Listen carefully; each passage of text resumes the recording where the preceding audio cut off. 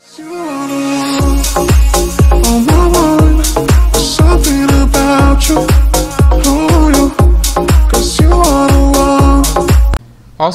Superhero সিনেমার shooting শেষ করে গতকাল রাতেই ঢাকায় ফিরেছেন ঢালিউড সুপারস্টার শাকিব খান ও তার নায়িকা শবনম ইয়াসমিন বুবলি।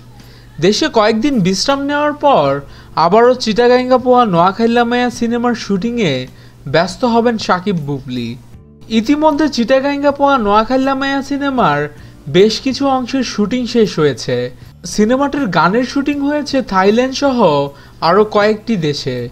উত্তম আকাশ পরিচালিত চিটাগাঙ্গা পোয়া নোয়াখাইলা মায়া সিনেমাটি আগামী 23 মার্চ মুক্তি দেওয়ার কথা রয়েছে।